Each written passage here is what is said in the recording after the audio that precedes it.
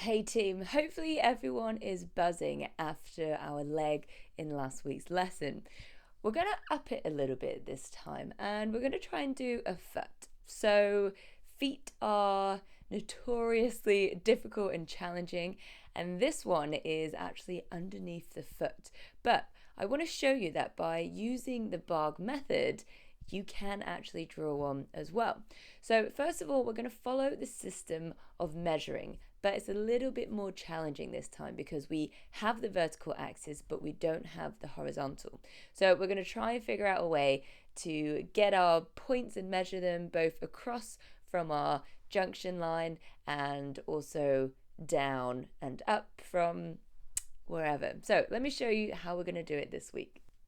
So just like before, you want to measure the height of your line. Now, try and make sure it's straight because it's just much easier to draw. And then you want to measure down the line, figuring out where the lines of the foot cross that construction. That's the word, construction. I was like, stop saying junction. Once you've got the easy measurements, we then need to start plotting any sort of corner or turn of line, and it's easy to go across from the line and figure out how far it is from our construction point, but how do you figure out how high or low it is?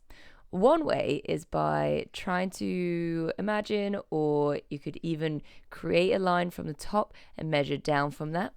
Or if you don't want to measure from the imaginary top line, you can always measure from a corner that you've already got the accuracy of. You can measure down from there, figure out how long it is, and use that as a way to measure down, because your measuring across is way easier. So you've got to think of smart and easy ways that make sense to you to be able to plot your points. So this whole session, and I think it should take a long time actually, is to keep measuring from the center line and finding ways to measure vertically. So it will take you a good amount of time. It's a complicated shape. We have complicated angles. So really slow it down and don't feel like you have to go at my hyperlapse speed because that's unrealistic. This probably took me about 20 minutes to measure and plot. So try and aim to have that available for yourself, and feel free to kind of take little breaks, come back to it and be like, right, how can I get that across? Because there is a lot of moving around this picture. There's a lot of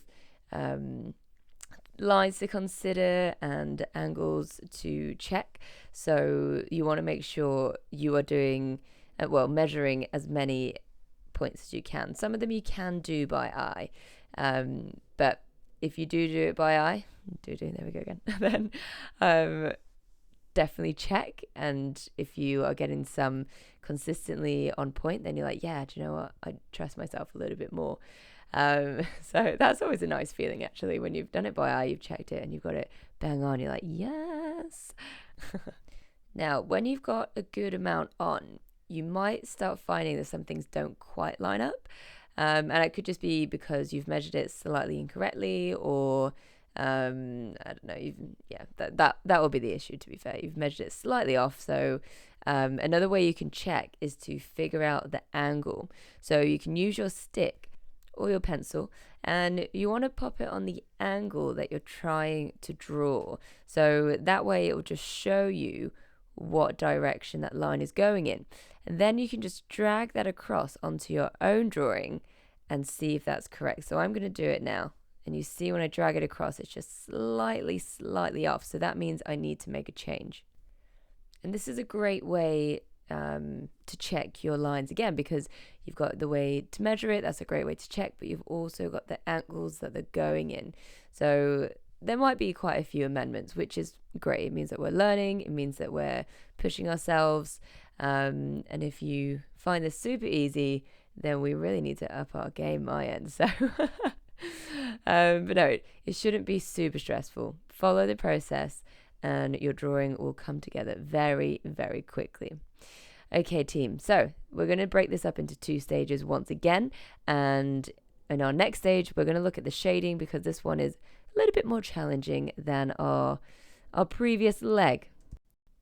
And if you want access to the downloads or more content, please follow on Patreon for just £3 a month and you can get access to way more content.